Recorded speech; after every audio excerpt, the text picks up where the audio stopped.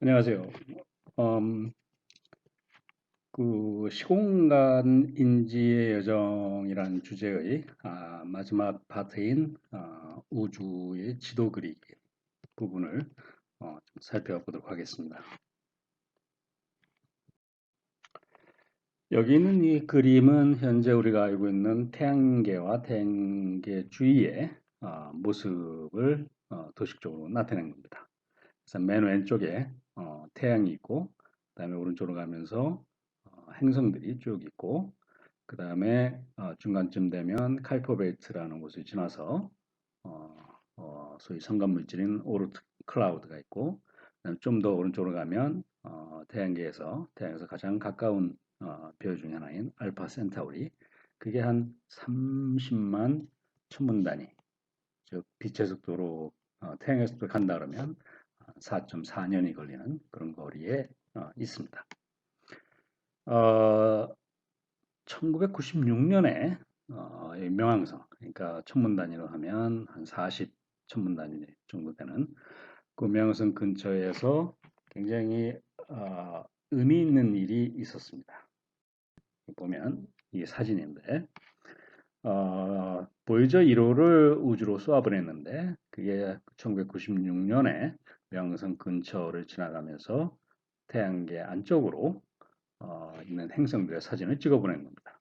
그래서 맨 왼쪽이 바로 금성의 사진이고 그 다음이 지구, 목성, 그다음에 토성, 그다음에 천왕성, 해왕성 이런 걸 찍어보는 거죠.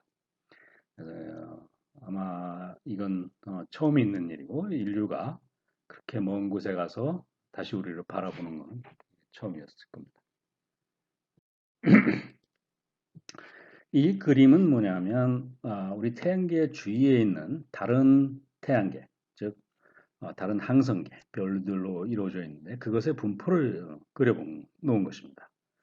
그래서 가운데 빨간색으로 한 게 우리 태양이고 그 밑에 보면은 아까 얘기했던 알파 켄타우리 그게 있고 그다음에 왼쪽으로 보면 시리우스 있고 오른쪽 위에 보면 베가 이런 별들이 여기 있습니다.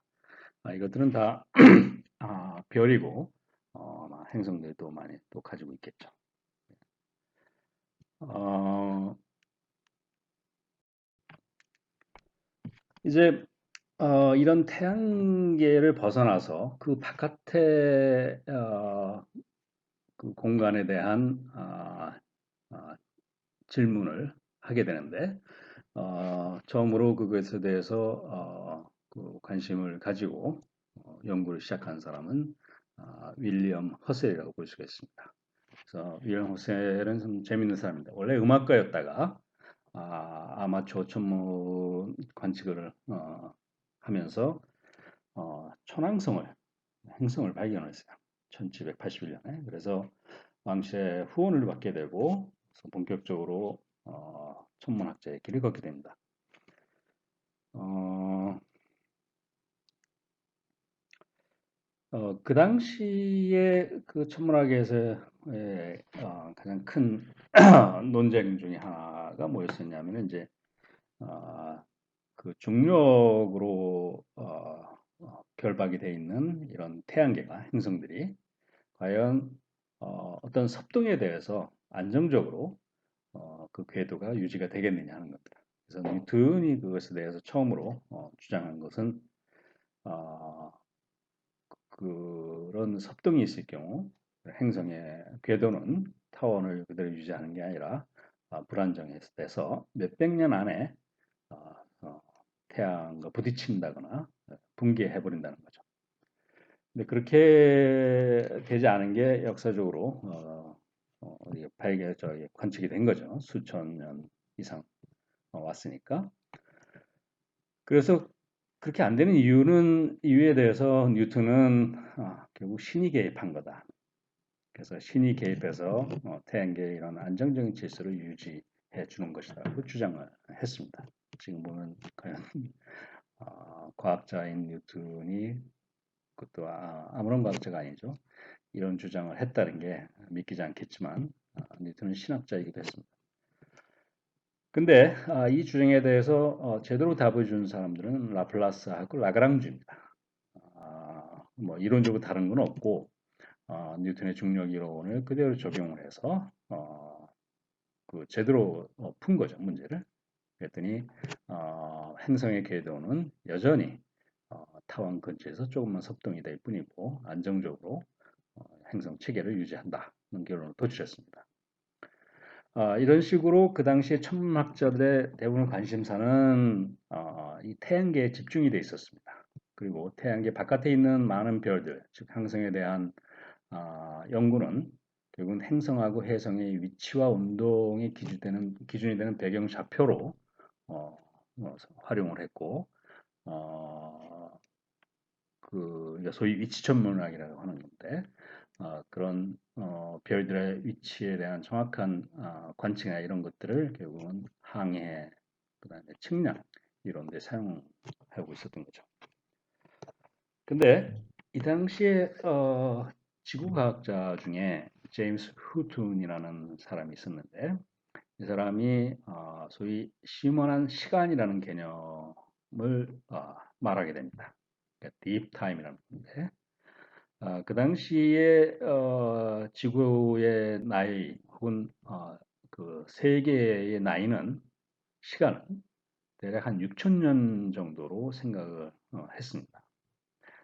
그 근거는 뭐냐면 바로 성경이죠. 천지창조를 가지고 계산을 해보면 대략 6천 년 정도 되고 그렇지만 휴튼이 봤을 때 지질학자인데 지구 표면에서의 이런 지질 현상은 굉장히 느리게 일어납니다. 그래서 6천 년 가지고는 이런 형태 현재 지구의 모습을 가질 수가 없는 거죠. 그래서 그보다 훨씬 오랜 시간이 분명히 있었다는 그런 그게 이제 핵심적인 겁니다. 그래서 굉장히 오랜 시간 동안 지질 현상의 결과로 현재 지구의 모습을 갖고 있다는 거죠. 이런 딥 타임에 대한 개념은 생물학에도 응용이 돼서 바로 다윈이 어, 생명의 진화를 굉장히 오랜 기간 동안의 진화의 결과가 현재 다양한 생명이라는 생물 분포라는 거죠. 그게. 이러한 개념을 공간에 적용시킨 사람이 그게 이제 허셀이라는 거죠. 그래서 우리가 사는 공간, 저 우주도 굉장히 멀리까지 그런 공간이 있을 거고 그 공간이 그럼 어떤 모습을 갖고 있느냐에 대한 질문을 던졌던 거죠. 그래서 소위 딥 스카이라는 개념이죠. 그래서 이런 3차원적인 그 우주의 모습을 알아내고자 일단은 태양계가 속하고 있는 그런 은하수의 모습을 파악하고 또한 이제 다른 행성계의 배열하고 변화 이런 것들을 확인하려고 했습니다. 이 사진이 이제 소위 은하수를 찍은 건데 왼쪽에 밝게 빛나는 게 이제 화성이라고 합니다. 그다음에 오른쪽에 보면 많은 별들이 있고 그 중에서 특히 위에서 아래로 무슨 계곡처럼 돼 있는 뭔가 희뿌연한 게 있는데 이게 바로 은하수죠. 그래서 이런 수많은 별들이 무한히 넓은 공간에 그냥 고루 퍼져 있는 거냐 아니면 어떤 덩어리나 그런 형태를 갖고 있고 어, 아니면 그런 덩어리 뭐 하나냐 아니면 더 있냐 이런 식의 질문을 했던 거죠. 이 질문을 갖게 된 거죠. 많은 사람들이 그냥 천문학자들이 이 별들의 위치나 거리 이런 것에 관심을 갖고 있었던 것에 비해서 이게 총체적인 모습을 알고 싶어 했던 게 이제 허셀이었던 거죠. 그래서 허셜은 왼쪽 위에 있는 그런 반사망경을 제작을 해서 그때까지 제 중에서는 제일 성능이 좋은 것이 되겠죠. 그래서 우리 은하를 관측을 합니다. 그래서 결론적으로 우리 은하의 모습은 오른쪽 위의 그림처럼 그렇게 돼 있다는 주장을 하게 되고요. 그 다음에 우리 은하 어쨌든 우리 은하나 우주에서 소위 성운을 많이 관측하게 됩니다. 왼쪽에 있는 그 사진이 허셜과 그 가문이 관측을 한 수천 개의 성운의 모습 중에 일부를 그린 것입니다. 그래서 이런 성운은 그럼 정체가 뭐냐에 대한 그 논쟁이 그 당시 있었는데 크게 두 가지입니다. 하나는 가스로 이루어진 것이다. 또 하나는 이제 별이 모여서 있는 별 덩어리이다. 예. 근데 이 논쟁에 대해서 한 가지 힌트를 처음에 준 게 바로 허긴스라는 천문학자인데 허긴스는 분광기를 천문학에 처음으로 도입한 사람입니다. 그래서 분광기가 기체에서 나오는 빛을 프리즘을 통과를 시켜서 이렇게 보면 그 특징적인 스펙트럼 선이 있다는 거죠. 그래서 그 기체를 이루는 구성 원소에 따라서 그래서 그 성운에서 온 빛의 대를 분광기를 통과시켜서 스펙트럼의 패턴을 보니까 이런 기체에서 나오는 패턴하고 같다는 거죠. 그래서 성운은 그냥 기체로 이루어진 그런 것이 거라는 주장을 하게 됩니다. 또 한 가지는 이제 이런 성운이 어, 어디에 있는 것이냐, 우리 은하 안에 있는 것이냐, 우리 은하에 벗어나서 밖에 있는 것이냐 하는 건데 그 당시에 대부분의 천문학자들은 유의미한 관측은 우리 은하까지만 있다 그런 생각을 했습니다. 여기에 대해서 아주 좋은 그 힌트를 준 게 로웰하고 슬라이퍼라는 두 천문학자의 관측이 있는데 이 사람들은 소위 로웰 천문대라고 하는데 거기에 그 어, 천문 그 성운을 많이 관측을 해서 그 성운의 적세 편의를 관측했습니다. 그래서 그 적세 편의는 뭐냐면 아까 같은 건 스펙트럼 선이 나오는데 그게 만약에 빛을 내는 광원이 운동이 있으면 그 운동에 따라서 도플러 효과 같은 것이 있어서 파장값이 달라진다는 거죠. 그래서 원래 그 원소가 내야 되는 파장보다 더 큰 파장값이 나오고 그 차이는 그 광원의 속도에 비례한다는 거죠. 그래서 적세편이 관측을 해서 결국은 성운의 속도를 잴 수 있게 된 건데 보니까 초속 1100km 정도까지 돼요. 이게 왜 중요하냐면 태양의 속도를 보면 그 당시 은하수 내에서 초속 200km 정도밖에 안 돼요. 그래서 1100km는 이거 보통 은하수 안에 있는 대부분의 항성의 속도가 몇백 킬로미터일 텐데 그보다 훨씬 더 큰 속도로 움직이고 있는 거죠. 그러면 이게 무슨 얘기냐면 여기서 관측한 성운이 이제 안드로메다 성운인데 이 안드로메다 성운이 이렇게 빠른 속도로 가고 있다는 것은 은하수가 만들어 놓은 그런 중력 그 상자 안에 그 중력 포텐셜에서 매이지 않고 그거에 매이지 않다는 거죠. 그게.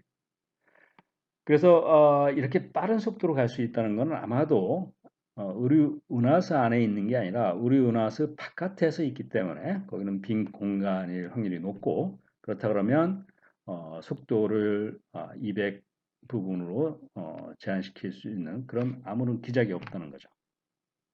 그래서 아마도 은하수에 있는 게 아니라 은하 바깥에 이런 안드로메다 성운은 있을 거라는 그런 주장을 할 수 있게 되는 거죠. 이 로엘이라는 사람은 굉장히 재밌는 사람인데 아마 나중에 좀 살펴보세요. 그러면 이력이 재밌어요. 그 조선에서도 와서 그 기행문도 썼고 고종의 사진도 찍고 우리 외교단이 미국에 갔을 때 도움도 주고 했던 그런 사람입니다. 그리고 나중에 로엘 천문대를 자기 돈으로 만들어서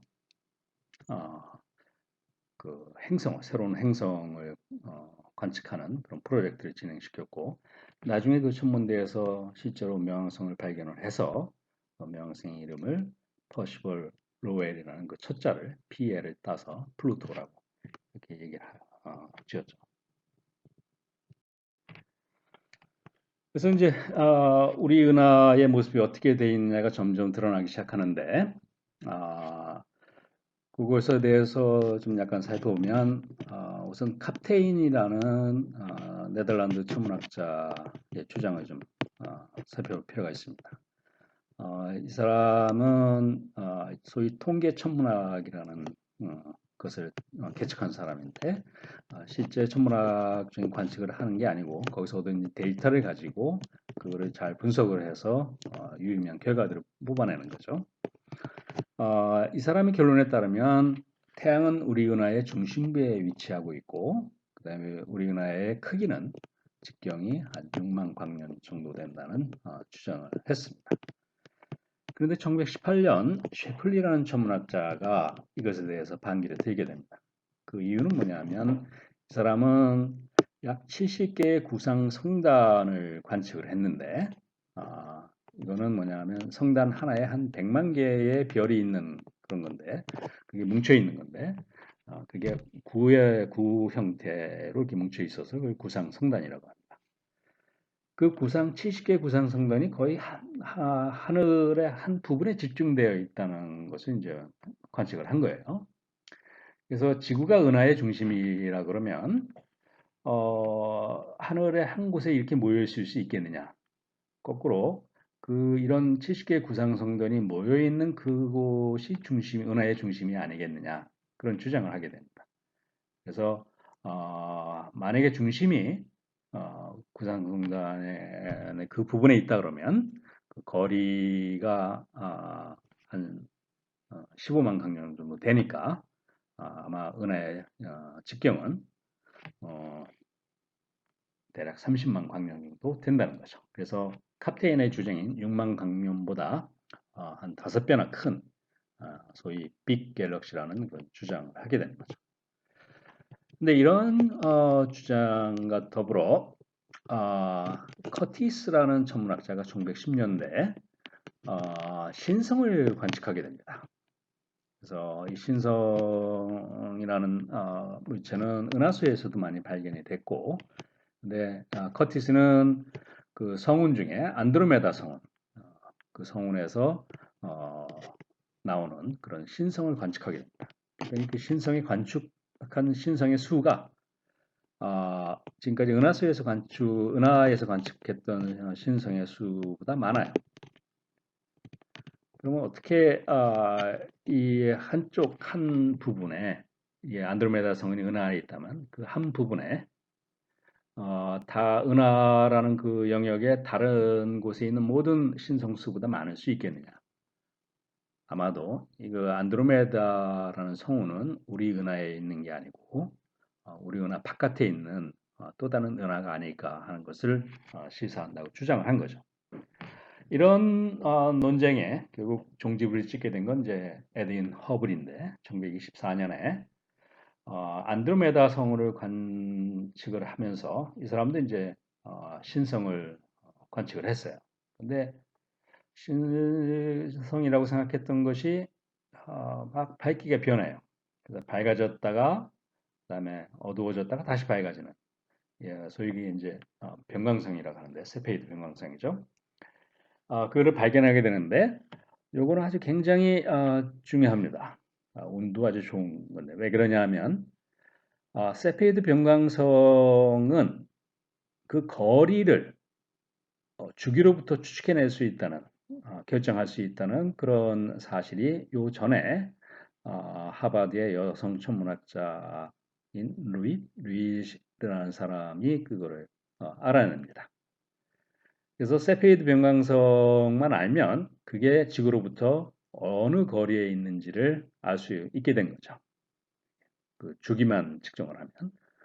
근데 주기는 뭐 밝고 어둡고 하는 그 패턴이 어느 수시간이냐, 수일이냐, 수십일이냐 이거기 때문에 지구에서도 충분히 뭐 알 수 있는 거죠.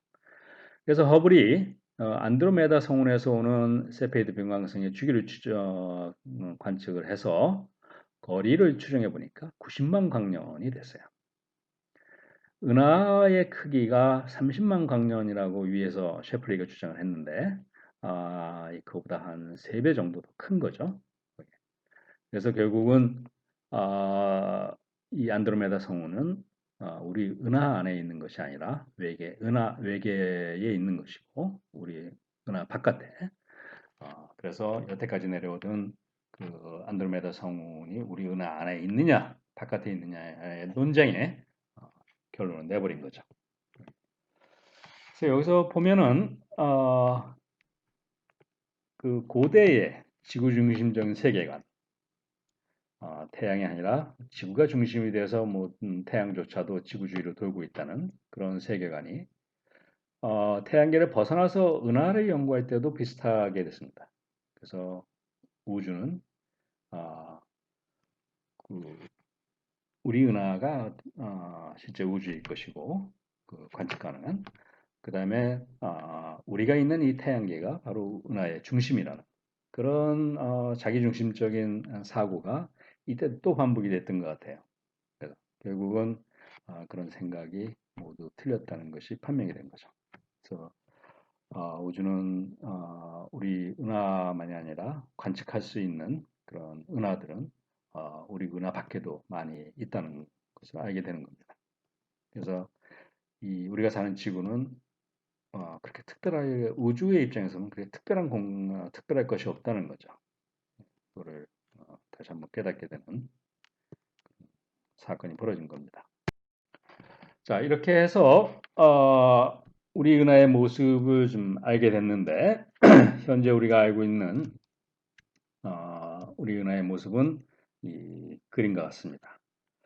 그래서 우리 은하의 전체 크기는 약 한 10만 광년이 돼요. 그 다음에 그 안에 있는 별의 수는 대략 2,500억 개 정도 되고, 그 다음에 이 안에서 태양은 어디 있느냐 하면 태양이 중심이 있는 게 아니라 은하 중심에서 대략 한 2만 8천 광년 떨어진 그림에서 약 빨간색으로 솔라 시스템이라고 되어 있죠. 그래서 거기에서 이렇게 노란 원처럼 그 궤도를 은하 중심을 회전하고 있어요. 공전하고 있는 거죠. 그래서 공전이 얼마나 걸리냐면 한 번 도는데 약 2억 3천만 년 정도가 걸립니다. 그래서 태양계의 나이를 한 50억 년이라 그러면 한 20번 정도 공전을 한 거고, 그럼 공전 한 번 했을 때를 1년이라 그러면 은하 나이로는 태양계는 한 20년 정도 된 거죠. 그게 얼마나 빨리 도느냐 하는 거는 초속 230km 정도입니다. 예. 요거는 뭐냐면 이런 은하 속에서 태양계의 운동을 좀 3차원적으로 본 겁니다. 그러니까 보면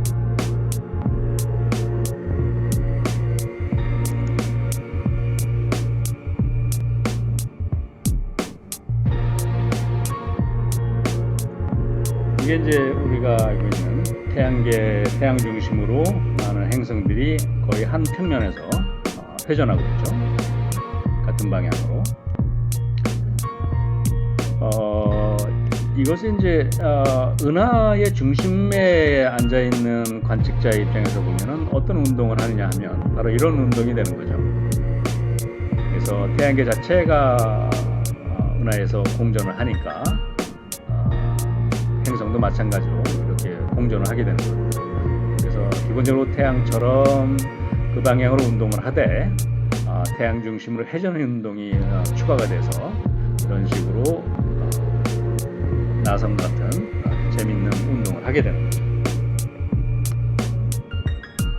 이 정도로 보고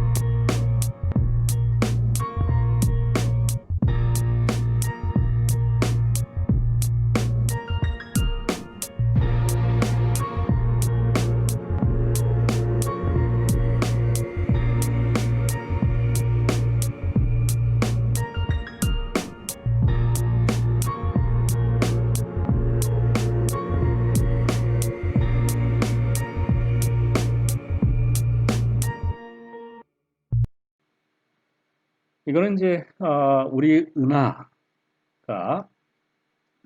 바깥에는 어떤 모습으로 되어 있나 하는 건데, 아까 얘기했던 안드로메다 성운이 여기서 바로 볼 수가 있습니다. 그래서 가운데 왼쪽으로 빨간색으로 밀키웨이 갤럭시라는 우리 은하가 밝게 빛나고 있죠.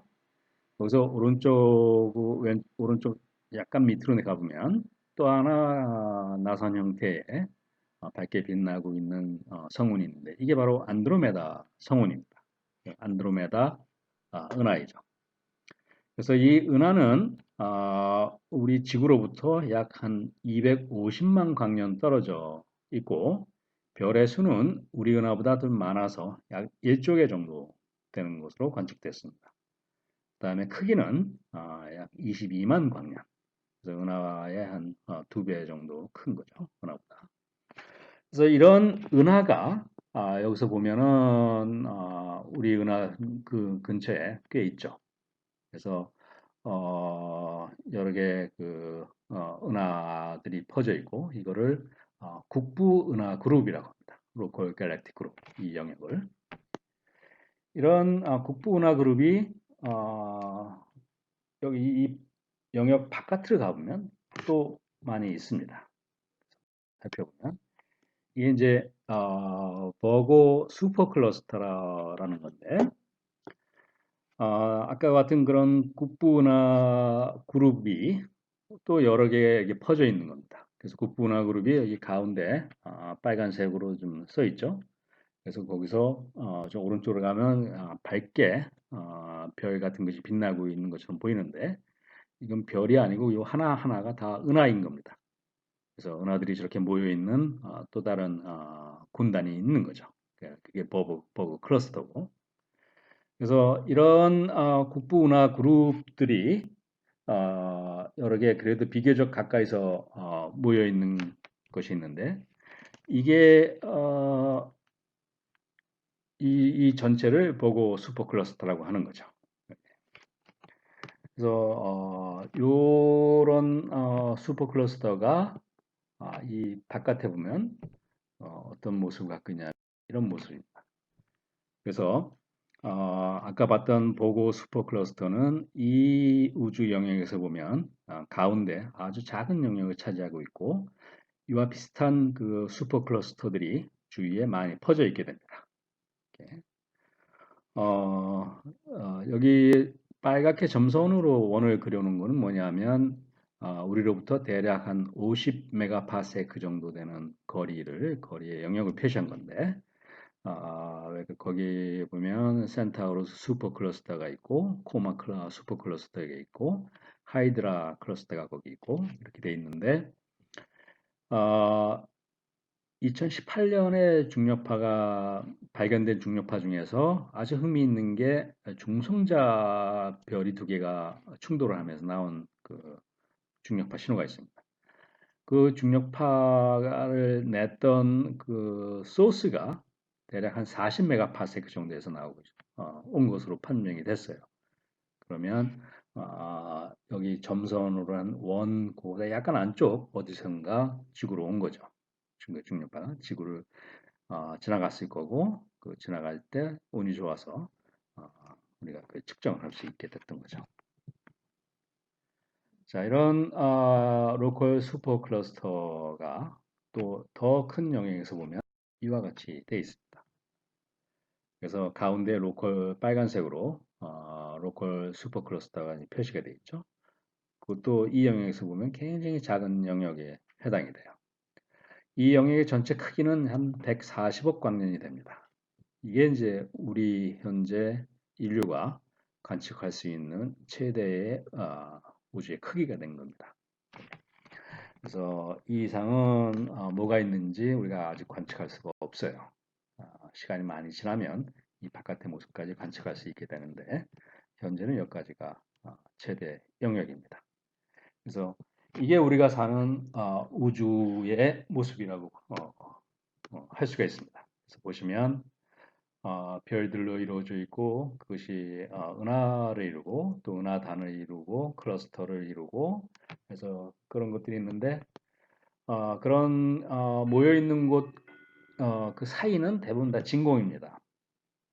그래서 그렇지만 아이고 에이씨. 죄송합니다. 방송이 있었네요. 자, 다음으로 넘어가 보죠. 이제 얼마 안 남았습니다. 이게 이제 뭐냐면 이런 우주에 대한 모습을 지금 제가 살펴봤는데 이게 끝이 아닙니다. 우리가 발견한 우주의 모습은 이런 좀 전에 보셨던 그런 클러스터들이 거의 고르게 퍼져 있는 그런 것에 끝나지 않고 그것들이 서로 멀어져 갑니다. 즉 팽창하는 우주라는 건데 그것을 처음으로 이제 증거를 제시한 사람이 이제 허블입니다. 1929년 보면 허블은 은하의 시선 속도를 쟀어요. 아까 적색 편의를 관측을 하면 은하에서 오는 빛의 스펙트럼으로부터 얼마나 그 파장이 이동을 했는가를 보면 그 은하의 속도를 알 수가 있어요.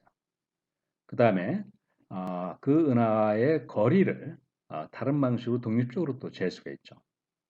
그래서 그 거리하고 시선 속도의 관계를 보니까 서로 비례하고 있어요. 즉 멀리 있는 은하일수록 더 빠른 속도로 멀어져 가고 있다는 겁니다. 그래서 소위 그 허블의 팽창 법칙이라고 하는 건데 속도가 거리 d에 비례한다는 거죠.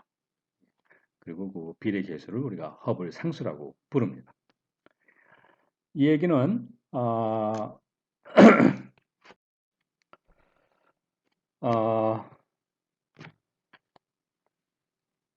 저 첫 번째 주제가 이제 시공간 인지의 여정을 살펴보는 거였었는데 상당히 한 1200~300년 이상 프톨레마이오스의 체계라고 하는 고대 우주론을 갖고 있었죠. 그래서 지구가 우주의 중심이고 그 다음에 행성들이 지구 주위로 회전을 하고 있다는.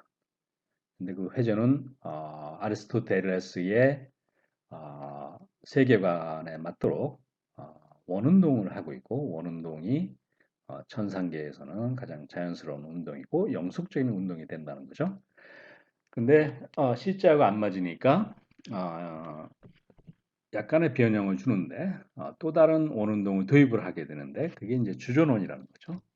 그래서 이 주전원을 보면은 여기 왼쪽 위에 화성 같은 거에 보면 주전원이 이 대원 안쪽으로 대원 바깥쪽으로 갈 때는 우리가 보통 행성의 운동에 서에서 동으로 움직이는 그런 모습을 보여주는데 주전원 안쪽으로 이게 대원 안쪽으로 해서 이렇게 주전원을 따라 돌게 되면 반대 방향으로 행성이 움직이는 것처럼 보이게 되죠. 지구에서 관측하게 되면. 그게 바로 행성의 역행 운동을 이제 이유가 바로 그래서 그렇다는 거죠. 그래서 이런 플루톨레마이오스의 주전원 체계는 전체 체계는 상당히 오랜 동안 정량적인 그런 예측까지 해가면서 우주론을 구성하게 됩니다. 잘 역할을 해왔던 거죠. 근데 그것이 이제 코페르니쿠스를 통해서 깨지게 되고 코페르니쿠스를 통해서 그 이제 뉴턴에 걸쳐서 완성이 되게 되는데 새로운 우주에 대한 그 모습은 태양이 중심이고 태양 주위에 이렇게 행성이 돌고 있다는 거죠. 그래서 가운데 그 그림을 보면 그 지구하고 화성이 거기 표시가 되어 있는데 이게 화성이 오른쪽으로 빙 도니까 지구에서 보면은 서에서 동으로 이렇게 움직이게 되고 있는 거죠. 그래서 순행 운동을 하고 있는데 만약에 지구가 주기가 더 빠르니까 화성 근처로 이렇게 가면서 화성을 지나가게 되면 지구에서 봤을 때는 화성은 여전히 서에서 동으로 이렇게 회전을 하고 있겠지만 지구에서 볼 경우는 그게 뒤로 처지는 것이 되겠죠. 상대적으로 운동은. 그래서 그때 이제 역행 운동이 일어나는 것이 되는 거죠. 그래서 훨씬 단순하면서도 역행 운동 포함하고 정량적으로 관측한 천문학적인 사실을 잘 설명하는 그런 체계가 만들어졌던 거죠. 그래서 여기를 바탕으로 해서 뉴턴의 중력 이론을 바탕으로 해서 태양계 외에 더 큰 영역을 관측하게 되고 거기서부터 우리가 현재 얻은 우주의 모습은 이렇게 됩니다. 그래서 보면은 우주는 많은 별들과 은하들이 있는 그런 고정된 어떤 틀이 아니고 우주라는 공간 자체가 과거의 그림에서 보면 과거의 어느 한 시점에서 폭발을 일으키고 그 자체가 팽창을 하면서 그 안에서 있는 물체들이 서로 엉기고 해서 별이 생성이 되고 그 별이 모여서 은하를 이루고 은하가 이뤄서 은하단을 이루고 클러스터를 이루고 이렇게 우주의 모습이 은하끼리 충돌도 할 수가 있고 그래서 굉장히 역동적인 그런 우주가 지금 전개가 되고 있다는 거죠. 그래서 이게 현재 그리고 이 우주 자체의 팽창은 점점 빨라지고 있는 그런 가속 팽창이라는 것까지 우리가 알고 있습니다. 그래서 이게 현재 우리가 가지고 있는 우주의 모습인 겁니다.